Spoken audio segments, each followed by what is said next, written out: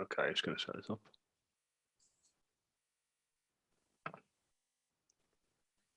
Everton are in the mire, massively in the mire. 2-1 defeat at the Premier League's worst club today in Norwich City. A team that hasn't scored since November, and Everton conceded 2 against them within the first 18 minutes. Going down to a 2-1 defeat, Richarlison's wonder goal in the end was unfortunately not enough to get Everton a point. And we're in deep shit. We are in deep shit. Everton have gone more than a third of a season now, and they've won 1 football match in that time. 6 points since September. It is utterly bleak. Joining me to unpick that, and try and unpick that, Dave Downey, Les Roberts, and Mark Moji's going to be joining us shortly as well. Les, I'll come to you first, mate. I mean, I felt the peril today. I think we've spoken about relegation and relegation battles throughout this season, and how badly the team's been playing. And I don't think I've ever really quite believed it. But today I felt it. Today that side looked like a team that could go the rest of the campaign without picking up hardly any points and getting dragged down into the Championship. Yeah, I mean, today they didn't look even like functioning footballers. The most game. I mean, Norwich are clearly by a stretch the worst team in the league, but we made them look really good today, which could suggest we're the worst team in the league by a stretch. It's like it's this like sort of relegation thing. It's sort of crept up a bit, hasn't it? We've been sort of flirting with it as the results have gone against us each week, and it's been like, yeah, we could be in trouble here, we could be in trouble here, and then you get a result like that, and you think, actually, yeah, we're bang in trouble here, because Norwich aren't going to do that to too many teams. You look at the last game against Brighton, team that can't score goals for the life of them. They struggle to score. That's the biggest issue. You were 2-0 up in 20 minutes. Norwich, team that can't score goals, haven't scored in the last 6. You were 2-0 up inside 18 minutes. You can't keep doing that. You can't keep giving teams the advantage, even if they're as bad as Norwich. And Brighton aren't very good either. Even if they're not good Premier League teams, you start giving them 2-0 head starts, you're struggling to get back into it. Any team would struggle to get back into it from that. So it's this falling behind early as well. 18 games, that'll be 19, I think now. You've gone behind this season. It's just not good enough. And on paper, I know it's easy to call the players out to shit houses, and they don't look like there's any character there at all. I think there's basically Richarlison carried them to a 2-1 defeat there today. We didn't start playing until he came on.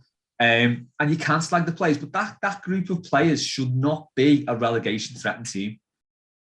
There's players in there. That team should be good enough if it's set up right, if it's told what to do right, with a decent manager. That team, mid-table, it's got all the attributes there to be a perfectly reasonable mid-table team, which isn't what we want. But fuck me, I'd give me right arm for it at the minute. It's just, I don't even know where to begin with it. It's like, it's hard to compare with the seasons, because we did that off to a decent start. And then I was thinking about it before, that incident at Old Trafford with Tom Davies and the Yerry Mina disallowed goal, that was like a reverse Kevin Brock moment, because everything just turned to shit after that. And I don't know why. It's like we just stopped doing what we were doing well. We weren't playing possession football. We were playing counter-attacking football, but it was getting the job done. I don't know what's changed, but I think at the end of the day, the manager is clearly not good enough. Don't give a shite if he managed Liverpool. Don't care about that. He's just not good enough. Dave, what about you, mate? How are you feeling after all that? You know, we had a chat in the week about all this, and, you know, we focused a lot on the transfers and the direction the football club's headed from that point of view. And we sort of said that we've got a game against Norwich at the weekend that no one's really talking about, maybe assuming that they are so bad that Everton, as poor as they've been, will somehow manage to get a result. It feels like that's been a bit of a slap in the face for a lot of people today. And a lot of us and a lot of Evertonians have seen on social media, they've sort of kept a level head and thought the team would ultimately have enough to get by in this league, are starting to think, my word, this is very, very bad. I mean, it wasn't unexpected, was it? We said as much the other day when we had the chat, didn't we, the situation that's going on right now. One of the big things we spoke about, if anybody listened to the pods the other day, was Everton in a relegation battle. And we sort of ummed and ahed a little bit and thought, well, no, probably not, given. And I know they're the worst things you can possibly say if you sort of want to put your club in trouble, and you immediately say that they're not going to be that team that goes down, that team that shocks everybody and goes down. But I tell you something, we look very much like that team that goes down, and it doesn't look like it would be a shock right now, if we're honest, does it? The way in which we're playing, the way in which we're not getting points, the way in which we're not winning games, the record is abysmal. The way in which they play is abysmal. Now you can point this in two directions. I'm very much pointing them at both, to be honest, and that is the manager and the players. You choose which field you're Dave, in. and the owner as well. There's got to be a third there. Well, no, a lot of this is on Farhad Moshiri. Well, yeah, but I think that it's something that's permanently lingering there. The Moshiri issue, the board issue, that will permanently be that way until somebody leaves, which will probably be Benitez, won't it, at some point soon. You would think that would be the situation that happens, because even then, Moshiri is as idiotic as he looks right now. Surely gets to a point where he thinks, hang on, I actually own this football club. If it goes down, I'm losing a shitload of money. And that will ultimately be what I would think is the way in which Benitez ends up going, whether that's in maybe in coming days, maybe in coming weeks. I think we're all pretty certain that will happen. The question is, when it does happen, how much of a mire are we going to be in before we bring in another manager who can fix this a bit and just get us to 40 points? And I know I banged on about it all the other day. Everton getting to 40 points, and people just don't seem to assume this as much as I have recently. And I know, well, some people have. I'm not saying that I'm better than anybody else to think this way, but we need 40 points right now. As soon as possible, we've got to get to 40. And then throw this season in the bin and just get to the summer and start trying to sort this mess out across the whole line, like you said about Moshiri and stuff like that. But when you watch a game like that, the way in which Everton have played, and we're talking about this show we're doing right now is the full-time chat about this. The way I'm talking about this is that you go in sort of two directions, or you think about things.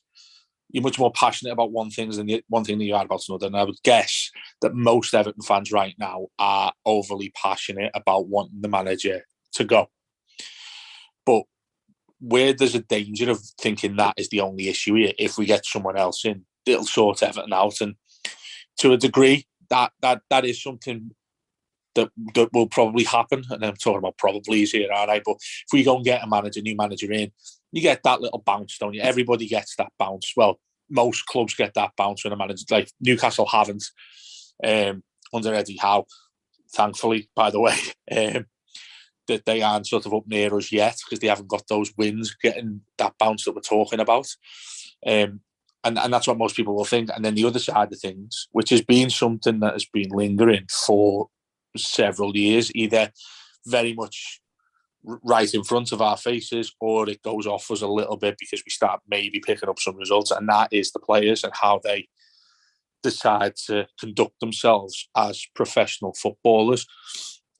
How many times today can you say each player has performed like a professional, how they should do, they fought for the shirt, all of those sort of things that people like to associate with their football clubs? Have they battled hard for us? Have they done everything they possibly could for all of us that pay our hard-earned money to get to a football match? And the answer is no. And today, if you watch that match, I didn't look on that pitch, possibly till Richarlison got on and scored a really good goal, by the way, which is never going to get spoken about ever again, probably, given the shit that's going on everywhere else. But none of them looked to me like, firstly, they were fighting for what the managers told them to do. They didn't play the way the manager obviously wanted them to play, which, again, many people will say that's fine because they don't want them to play like Benitez because they want him gone.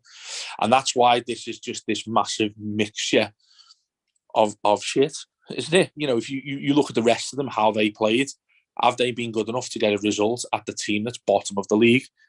No, we haven't. I actually thought that getting it back to one goal behind them actually flattered us a little bit, I thought. And that's a really sad and pathetic way of looking at things right now. But I thought Norwich thoroughly deserved the victory. And we're talking about the team bottom of the league. They've won 2 games all season. They hadn't scored for 6 games. You know, when you're preparing for a game like that, you're looking at positives at the others, thinking, oh, that's literally the only thing that's worse than us over the last couple of months. We've only won one game. They've won more games than us in the amount of time we've won just one game. Now, what do you turn to now? And that's where I go back to what I've said. You sort of look at things in two sort of directions. Most people are looking both ways. I'm certainly looking both ways, and that's not a case of me wanting to leave Benitez alone, because I've said in the past, and I've been criticised for it, saying that it's not just his fault, and I will repeat that. It's not just his fault. It is the players as well. But you get to a point now where if the players aren't performing for the manager that's also doing something wrong, then the manager's the first thing that goes. That's the way football works. If we could get rid of some players right now and certain players and individuals in that club, I would never want to see in an Everton shirt again. Absolutely. But that's not the way football works. We'd have to sell them. We'd have to make some money. The way in which look at Dean, that happens, the argument over that. So we're now in a situation that's a complete mess. We're still in a January transfer window where there's still time to buy some players. But I tell you what, you buy any players when El Ghazi finally gets a game, I'm thinking, is there any pathway you see him able to make this club any better? Is that possible, given how poor it's been and what the manager decides to choose? The situation's so bleak, isn't it? That it's, you felt sorry for Mikalenko today. A lad chucked in at left back, and he looked well off it. And it's no surprise, and people are getting on his case already. But as you can see, people on YouTube who are watching. Mark Mosey's joined us. How are you feeling? He looked crap, Matt. Just to go on that point, he looked poor. But with that bad right now, can you really blame him for looking poor? I can't. It's not. I'm not saying he's completely innocent, because he's still a professional footballer that has to perform.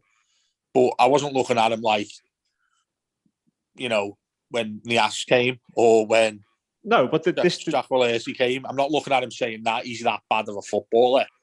But there's so much other crap going on around him that I actually felt sorry for him more than I would looking at any other player if they played poor, saying, get off the pitch, mate, you're not doing well enough. Do you know what I mean? That's how sad things are right now. For me, if you look at Calvert-Lewin, and we know how good he is, he's looked way off at these last two games, and you can understand why, because he's not played football in 3.5, 4 months, and he's played. There are points, there are moments, there are times in that game where I looked and I didn't even know he was on the pitch. You would forget he was on the pitch. Exactly, but a player of that quality who was making no impact on the team at all. It's no surprise that a player like Mikalenko comes in, new to the division, young left back. He's gonna struggle, isn't he? Unless he's a really good player, which he might turn into. We don't know, but it is just a mess. And for me, this far into the season, it is squarely on the manager. I mean, I said earlier before, I know we call the players shithouses, and we rightly call them that because they get us into messes like this season after season. Yeah. Is worse than any season since I'm going to say 98. I think it's as bad as the two close calls we had in the 90s. Yeah. It really is. It's going that way, isn't it? Mose, you're not going to get a word in edgeways, mate. But you've been relatively level-headed after some of these defeats on post-match pods, saying you're not concerned about us going down. I mean, even you must have watched that today and thought, what on earth is going on here?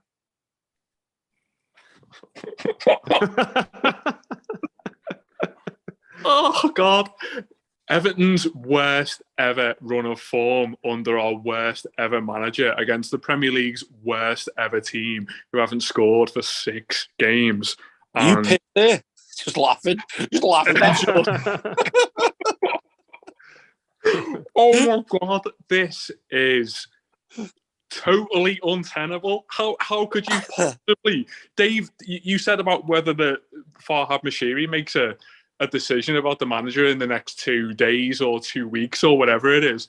It should have taken him 2 seconds. How?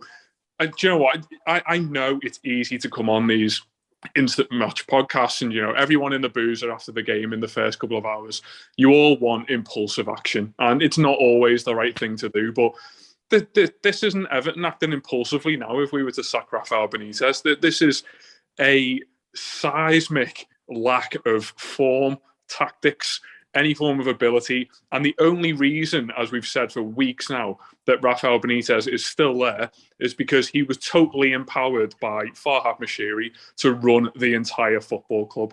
And Farhad Moshiri looks like an idiot if he sacks him after making such a bold decision. And the ghosts of Marcel Brands and all of his staff at Everton will come back to haunt him, because there'll be a massive slice of humble pie for Farhad Moshiri to take. And we've seen absolutely nothing from previous managers, previous incidents that have happened at this football club in the last 5 years to suggest that Farhad Moshiri is capable of holding his hands up and saying, I got this totally wrong. It's pathetic even trying to look at that game in isolation as a 90 minutes to think about where Everton lost it, because most of us 3 or 4 weeks ago probably could have looked at this weekend and said, we're going to struggle there, because we are totally incapable of putting anything on the pitch together at the moment. And I know it's the easy thing to say that the manager is yes, not the biggest problem at the club and not the most long-term, and not this plague that we talk about in terms of the levels of poor leadership and management that we've had for years now. But he is the reason why we are getting beat every single week, or not picking up points, or struggling against Hull in the FA Cup. And do you know what? You said it, Dave. You might just get that little kick if you get a manager, and then it might go the same way that it is now. But Everton need that kick. We are desperate for points. And to answer Going back to that, Mark, I wanted to ask you about this in particular, just in that point you've made, what I said. Do you trust that group of managers that gets that kick that most teams always get when you get a new manager? Because I don't. I don't look at that squad, the way in which they've been and reacted. And I know it's purely each individual's opinion on what Benitez has done to this club. Mm-hmm. But I don't look at them thinking, say we went and got a manager. Who's one you get? I don't know. Espirito, maybe. Rooney. That happens because he's there. Sorry? Rooney. All day. Yeah, well, he won again today, didn't he? Derby and absolutely flying. Regardless of who it is, I can't look at anyone without somebody there's nowhere near we could get, you know what I mean? Like you're talking ones who manage Champions League, top class, not Carlo Ancelotti, but that type of manager. If we went to go and get them, even then I still look at it with doubt, thinking that this group of players as categorically under every single manager we've had, even Ancelotti when things started to go pear-shaped, who I could trust to get enough points to keep us in the division. And that's why this problem goes further and further past just the manager. And that's, again, people were looking at this saying to me, you just want to do that to not criticise Benitez. I categorically think Benitez needs to go. He absolutely needs to go right now. But be warned, that is not the only issue. No, it's not. And all of those sorts of long-term problems and, players seeing off managers that we've said, which is absolutely fair. That's something we'll have a conversation about in June. But right now, you said about having a doubt about potential managers coming in, and quite frankly, if one more person asked me, well, who do you want? We all know that is not the way that you deal with the current problem. If there's an issue with Rafael Benitez, which there obviously is, then you don't shrug your shoulders and hold your hands up and say, well, not really sure if anyone could do any better, so we'll just persist in digging ourselves deeper into this grave. Quite frankly, we have to act immediately. I mean, as I say, you can talk about the players being a pandemic of terror, which they obviously have been for the last few seasons, but we haven't got the time to sit down and discuss about all of the players that we want to get rid of and all of the players that are obvious problems here. You either change all of the players in the next 2 weeks or you change the manager, and that is quite simply the only option that we have now. And as I say, I look at potential managers coming in, and I'm in total agreement with you, Dave, is that I look at, if you go onto any betting website and look at next Everton manager, it just makes you want to throw your laptop out the window. But we are at the stage of desperation now whereby relegation is a real possibility. And that'll send shivers down Matt's spine, because he's always the one who comes out of games and says, we are in real trouble here. And I try to settle him on the basis that we've got one player who could possibly drag us out of this. And I know that the names are there in black and white on the squad list, but you couldn't really identify anyone at the moment who was capable of being the Kevin Campbell figure that we've disastrously decided that we need now to drag us into safety. And it's incredible that it's got to this stage, but we all know that the one action that has to take place. But I go back to the fact that Farhad Moshiri has made this almost an impossible sacking because of the level of misguided trust that he's put in him. And it's totally, this decision in the next few days or weeks or whatever it is now is a battle of how desperate does Farhad Moshiri think he is versus how naive and stubborn he is. And this stubborn culture is unfortunately one that both Benitez and Moshiri share. But if you are stubborn in football to the point where you refuse to change things for weeks and weeks and weeks, you'll suddenly find yourself with 4 games, needing 9 points to get yourself above Watford in the league to stay up. And whatever you think Everton should be, and only the best being good enough, we are quite simply scrapping for our lives right now. Yeah, it's reached that point, hasn't it, Les, where it's, it sort of feels like you could get rid of the manager and not appoint a manager for the next few weeks, and they'd probably still be better off. If you just said to the players, turn up at Finch Farm, lads, and do your own sessions, it's becoming that toxic, isn't it? We had a fan try and run on the pitch today at Carrow Road. We've already had fans run on the pitch already this season. Fans chatting for this fella to get out. Fans chatting fat Spanish waiter. It's not the only problem Everton have got. Obviously, there are many other things, but it's the easiest one now, and the one that can have the biggest short-term impact. And that's the position we're in right now. We need the short-term impact, like Mo said, whether it be a 2 or 3 game bounce, and we go down the Allardyce sort of manager style route again. And you bow your head all you want, mate. But I was saying to Dave before we started off there that today felt like that 4-1 game against Southampton back in 2017. And after that, we were all saying at that point, we need the manager now who, whatever you think about the team, whatever you think about the way it's going, we need the manager that's going to steady this and is going to keep us in the league. And we got Allardyce. It wasn't the right decision, obviously, in the end. He went off on his ways, but my word, he kept us in the league. It's, for me, obviously Benitez isn't the only problem with the club, but it's like your kitchen being on fire and you're worried about the living room getting burnt. You just put the fire out in the kitchen, sort that out, and then worry about the rest later on. There's going to be smoke damage, don't worry about it. So this is the immediate thing we need to sort. The manager, he's clearly not good enough. He just isn't. How many formations has he played this season? The team. I don't subscribe to a team needing an identity as such or sticking to a rigid formation or style of play. But he has tried absolutely every formation in the book, and they've all been shit. He just, he went 4-4-2 today, which I was quite on board with. I thought maybe I gave Rondon weirdly the benefit of the doubt and thought, okay, maybe he will free up some space or take one of the central defenders out to give Calvert-Lewin a bit more joy. And he's useless. He's beyond useless as well. He's definitely not a functioning footballer. He didn't do a thing again. And it's just, and at times it looked like he was number 10. Oh yeah, he's playing number 10, yeah. And it's like, what is this? This is a manager who hasn't got a clue.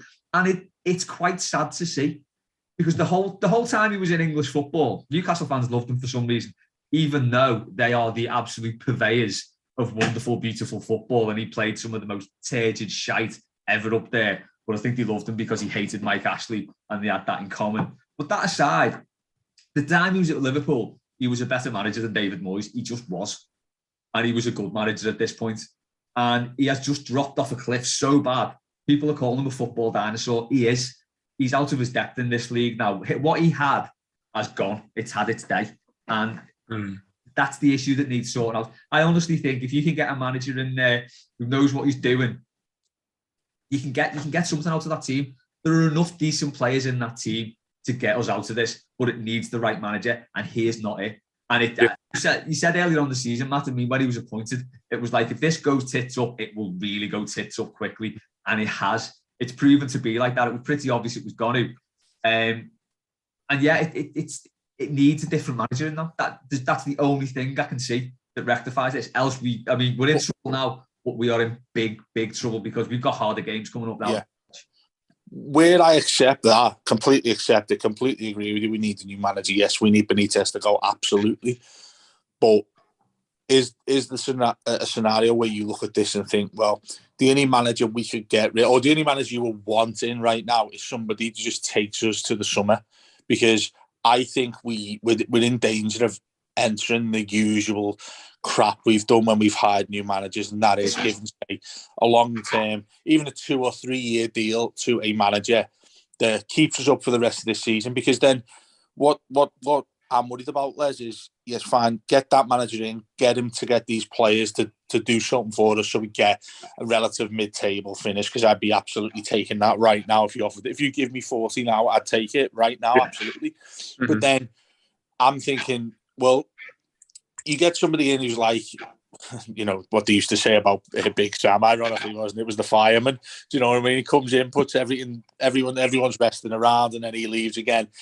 That's the type of thing, and I'm not saying him again, by the way, but that's the type of thing I think we need. But then I'm starting to think, well, you could get a manager in who does that job, gets Everton safe till the summer, and then you keep him in for the summer and start trying to fix it again from ground zero. I don't think that manager's out there. So what I'm thinking is you get someone in right now who does the job to keep us up. And then that's it. You say, listen, mate, nice one, goodbye. And then start again as soon as the season finishes and says, right, this is it now. Complete clean slate. Get rid of the sacks of shit that we've got and try. Obviously, that's going to be difficult to get rid of everybody, because that's what we've been trying to do for years, is get rid of the deadwood. We talk about it all the time. But I don't think there's a manager I look at that would come in, keep us up, and then stay at Everton where you think, yeah, this lad's got a future for us as the manager. I don't think that man exists. No one's coming in for 6 months. I mean, it shows how stupid Mashiri is and how much of a shyster Sam Allardyce is, that he got an 18... But he'd see that was a success, Les. He will see that what Allardyce did is still a success. He got an 18-month deal when everyone knew he was there for 6. Yeah. You know, he totally wedgied Farhad Mashiri there, and he just accepted it. Manager who's going to come in and say, go ahead, yeah, I'll do that for 6 months, because they're on a hiding to nothing. If they keep us up, they'll get fucked off anyway. Yeah. And if they go down, well, it's like they've absolutely failed, and they've got the whole, like, ignominy, whatever, of being the manager who took Everton down effectively. Do you know what I love, Les? Do you know what I absolutely love? I was just sitting there, then as I was talking to you, got the biggest Big Sam glass of wine out and just started drinking. It's gravy, this, mate. It's a glass of gravy. It looks bigger than your head. Yeah, I mean, like, you were on beer at the start of this podcast. Oh, no, I've stacked it up. Making you mix your drink. Yeah. No, the only person I can think would accept that is Duncan Ferguson, because he's at the club, and I think if the club said to him, "Give us 6 months, get us out of this shit," I reckon he'd take it. But it's a bit Alan Shearer at this point. That yes, yeah, exactly. Les, were you doing dry January before this game today? I was, yeah. I was doing so well. Yeah, half time I got straight on it. Do you know what I would say about sacking Rafael Benitez and obviously being relatively impulsive, if you want to call it that, is that it's no longer solely because of the actual football that he needs to go. I think it's more of the, you know, all the things that we semi-jest about in terms of fans running on the pitch and everyone hating the football club, etc., etc. It can't continue like this. It's vile being an Everton fan at the moment, because you're honestly watching that game at 2-0 today, and I bet you all had that thought of, do you know what, it would be quite helpful here if we got battered 4-0, because the decision is absolutely taken out of everyone's hands then. And it's sad, because, do you know what, we all eternally love this club, and it will forever be our failure, but it's so difficult to engage with something that you love when you've got someone like this. God, I sounded a bit Luca Dean then. But he's flying, by the way. He's just started right now against Man United. They honestly, they should get a bye next week. But there's absolutely no way it continue with this level of hostility and this level of anger. I mean, there's 1,000,001 scenarios next Saturday that I can think of that will make every single person in Goodison Park's head fall off, and all of them involve Rafael Benitez. And do you know what? This is what we said at the start: is that yes, there's no footballing pedigree to this man, and yes, there's no on-field evidence that this is going to work, but there's so much narrative about him, and yes, we know the obvious, and I think we all collectively agree that isn't the one overriding reason why we didn't want him here. But as soon as it started going badly, which I don't know if you've noticed, but it really has now. It was always going to be at this point where every single person just hated the club, hated each other. God knows what that atmosphere was like in the away end at 90 minutes today. And it simply can't continue like this. And I think as much as we talk about the players needing a bounce and needing that regeneration and that refreshment that a new manager brings, I think we all need it as well. I think we're all collectively ready to actually start engaging and enjoying this football team. And don't get me wrong, it's not going to happen when we're playing poor football and we're not getting results. But I do get the feeling that those two things go hand in hand, and I just can't see a way in which, be it the relationships of the fans or from a fan enjoyment perspective, that can't improve with Benitez here.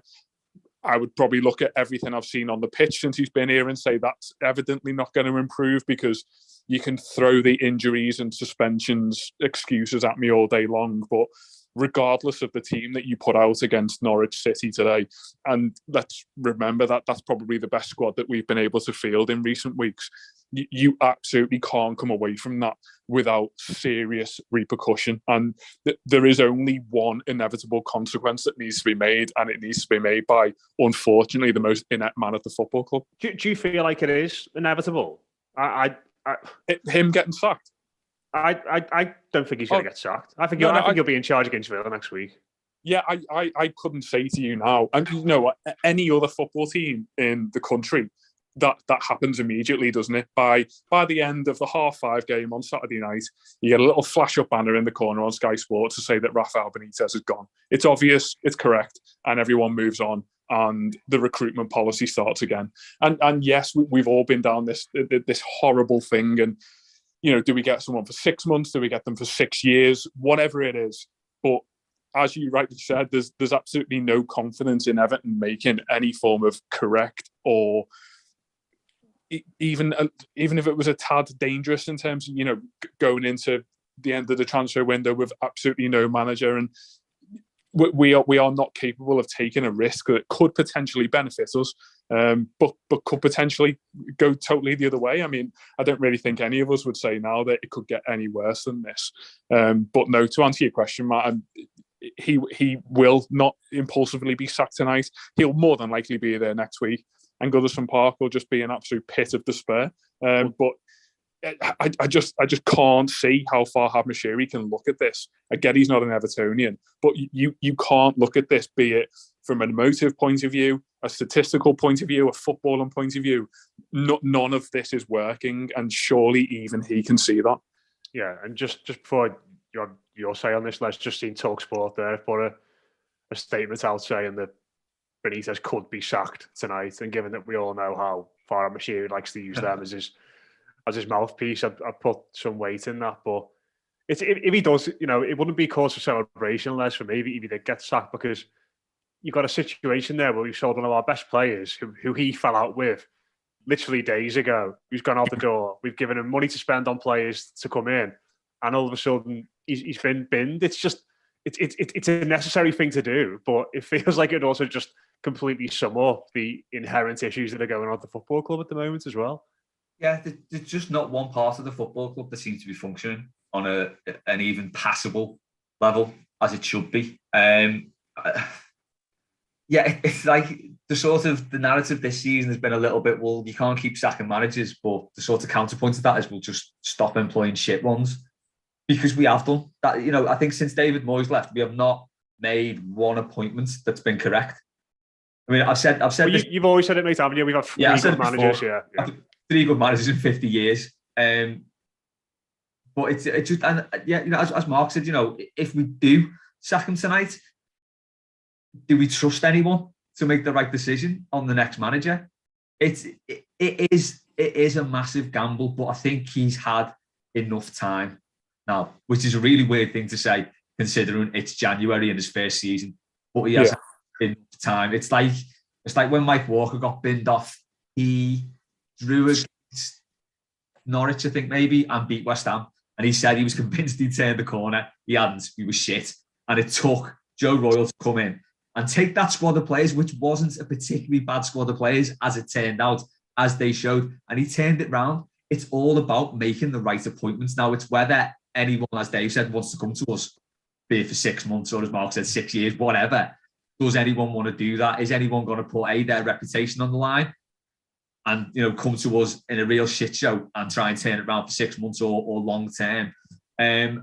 Personally, I think we need to kind of look at long term and factoring in that going down to the Championship as well. By the way, I think we need to look at long term and factor that in. The fact that, can you get a manager who, if you do go down to the Championship, will bring you back up? I mean, Benitez has got that, hasn't he, Newcastle? But yeah, I think that's the position. Don't you dare! Don't you dare! We either want something. Maybe keeping Benitez as a long-term plan then, with that in mind. That's what it is. You've won fuck all for 27 years, lads. I've just given you the Championship title. What more do you want? Maybe that's the big plan. I don't know. I mean, I don't know. All roads now, to me, I don't believe in saying this, do point to Wayne Rooney. Okay. Oh God! Come on, honestly, I'm telling you. Come on. Why not? Les, in terms of attracting managers here, there are plenty of reasons why not. Okay. I know what you mean. You're talking about the desperate situation we're in. That means that you potentially go and get him as the manager. I know that's the sort of line you're talking about, but who would you go and get now? And you're talking about Rooney. If he wants to go down a Wayne Rooney sort of path, that is disaster. We might as well all, you know. Just quickly hear me out. Play a manager. Either he comes in and does a really good job, or we make him go bald again. I'd have him as manager if we go down. It's a win-win. What about Graham Sharp? You know, get him. Has there ever been a board member / manager? Knows the club. Knows the club. Oh, Niall Quinn did it at Sunderland, didn't he? When he first he bought the club. He did, and then didn't get a manager in, and he managed them for, like, I don't know, the first half of the season. Did really well, and he was like, "Yeah, thanks a lot, and I really enjoyed this for a while." But then went and got, I don't know, it was Ricky Sprazier or whatever it was. What's he up to? I don't know what he did, but he kept them up, didn't he? Did he? Yeah, I don't know if he did he? Machini's going to do that thing the Brentford chairman did, isn't he? What's that? And just go into management. He did all right, actually. I think Palace chairman, and he became Palace manager, and then he went to Brentford and he got them promoted. So he actually did okay. I mean, he's signing players. I know what you're talking about, but I can't remember his name. Yeah, I've forgotten his name. Sam Allardyce, was it? I'll look it up now. Well, yeah, if you go on, I don't know if people are listening and watching us, can they let us know on the list there and let us know what bookies are saying who is the favourite for the next Everton manager? Because I couldn't tell you who I put in as the favourite for the next one. Sorry, it was Ron Nodes. Who? Ron Nodes. He was manager. He was chairman of Palace and Wimbledon, and then he went to Brentford. And he was the manager of Brentford from 98 to 2000 and led the club to the 3rd division. Hey, this just sounds like some Pro Evo name, this fella. This sounds like someone you've made up, Les. Yeah, it does. Down, honestly. Someone you've just pulled out that bottle of wine. We've had a lot of suggestions in the comments from Rooney and Dunk. We've had some suggestions for Ted Lasso. I saw Steve Bruce as well. I'm convinced it will be Dunk. Or at least some stage this season, he will be the Everton manager. Someone said Steve Bruce. Yeah. Lampard or Potter. No chance Everton to get a Graham Potter in a million years. Yeah, but Potter's the one I think most people want. But he's not coming here. No. I don't get the fuss about Potter. He's not coming here anyway. He's got a long-term plan, but his win ratio is shite. better than ours at the moment. It is, but it's not difficult, is it? Yeah, But the thing is, when people talk about Potter, I can get why they might say that, given the style he likes to play, and like there's a lot of fuss around him, isn't there, in the media with what he's done there at Brighton. Yeah. But the idea of him coming to Everton before all this crap with Benitez was, he'll have a better team of players to do better than what he's done at Brighton in the Premier League, and that is not true. That I don't think Everton's squad is that much better if they are than Brighton right now. Yeah. I know we'd all turn and say, yeah, it is. Come on, Dave, you're being silly. We've got a better squad than Brighton. I don't think it's as good as you would think if you compared Everton to Brighton right now. I think it takes the right manager. As I said about the Joe Royle comparison, that squad was dead under Mike Walker. It was absolutely appalling. And Joe Royle took the same group of players, won the FA Cup, kept us up comfortably, got us into next season with a couple of additions. It wasn't a bad side. It just had a bad manager. I mean, Sans Mike Walker, to be fair, but he was just a bad manager. I got ripped apart the other week for saying Thomas Frank, who's done a fantastic job at Brentford. He's been brilliant. He was very unlucky to not get them up in the first playoffs the season before last, but then he come up in the playoffs last season. But he's not coming here now, is he, Dave? He's not coming to this Everton situation. I don't know. I couldn't answer that because I don't think we're ever going to see that eventuality come to pass. Would he take the Everton job? I think he'd take the Everton job. Yeah. You also need to remember what Everton pay people. I know that you can look at the league table and say, well, he's not coming here and he's not coming here. We're stupid enough to pay someone like Graham Potter £7 million a year to come and manage Everton. And I'm not saying that is going to happen, but I think you'd be shocked at the pulling power and the appeal that this club probably has by naive people who think that we're good enough and safe enough to stay up. So right, here's the list. Right, okay, odds checker. I am actually scared. Who would? Yeah, give me a suggestion. Who you would think would be the number one, the shortest odds on Bill Kenwright, Duncan, Kenwright. It'd be Duncan or Nuno. David Unsworth. Duncan is fifth on the list. Nuno is fourth on the list. You will never guess the top one. Rooney. Allardyce. Rooney's second. Lampard's third. Oof. So at 3-1.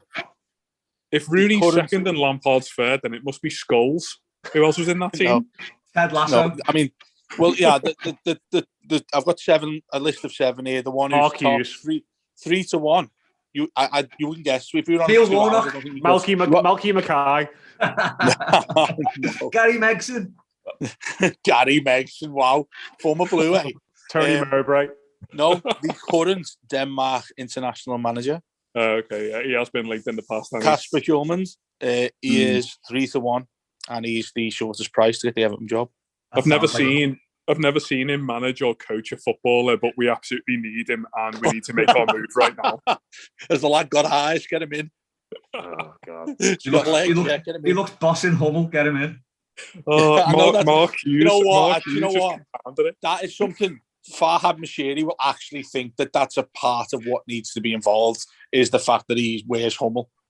Honestly, that's how bad that fella is. I reckon he's just been toxic, that fella. And I never thought I'd say it about a billionaire who took over our football club, just turned into Everton himself. Yeah. Dave, I said this the other day, Dave, is that I stand by it, if Bramley Moore wasn't a thing, he's the only person we'd be talking about at the moment. Yeah. Do you remember that film, Bedazzled? Where's this going? Early on it. Do you remember that film? Yeah. Was Tony Mowbray in it? You basically, he gets Brendan Foster just gets like, is it Brendan Fraser? Brendan Foster's a Olympic swimmer, wasn't he? Yeah. Yeah. Or runner, wasn't he? He's a runner, wasn't he? Wasn't Brendan Fraser? Whoever it is, Brendan anyway, gets 3 wishes from the devil. Yeah, he gets 3 wishes from the devil, doesn't he? And I'm just thinking that like Farhad Moshiri is literally that version of like it was a really attractive looking Liz Hurley who plays the devil on it, but he feels like the devil to me. That fella that he's come in and we all think, oh, this is sound now. We've got a fella who's a billionaire. Yes, he's put a load of money in for a load of crap players, but this is the guy that's going to get us to the promised land. And if you look at how we've been since he's been here, it's just been a complete disaster. So far, Abashiri is Liz Hurley. Ben Foster, right? That's where you arrived at that conclusion. So Liz Hurley's probably older than him because she's like quite old now. I think she's in like her late 50s, but she looks about 25. So Ben Foster got bedazzled by Liz Hurley. Farhad Moshiri's been bedazzled by Bill Kenwright. That's it. That's exactly it. It's got a low bar there, hasn't he? Go watch it. Do you know what? On these podcasts where we get levered and feel like we're in deep peril, it does just get a little bit ridiculous, doesn't it? Let's see. Let's see what happens over the next. Daniel Farke, take him. I think that's a good place to end the podcast. I'd say. Ruud van Nistelrooy, 20-1. Ruud van Nistelrooy, 20-1 to be the next Everton manager. Hang on. John Terry. Where's Danny Cadamartri on the list? He's always around the 100-1 mark. Roy Keane, 50-1. Where's Canu? Oh my God. Why not? Just other footballers. Right. Well, this podcast is Christopher Ray. Descended into farce, much like Everton's performance today. It's not funny, really. Just got to try and do a bit of gallows humour, but my word, it's the only thing you can do at the moment because this team is in a bad way. Cheers to Dave, Les, and Mark for joining us. Cheers to everyone who watched on YouTube and got your comments in and suggestions for the next manager. Steve Bruce in particular. El Jacko is just put in the comments, what's going on here? I have no idea, mate. about so many things. Many things, to be honest. But we will wrap it up there.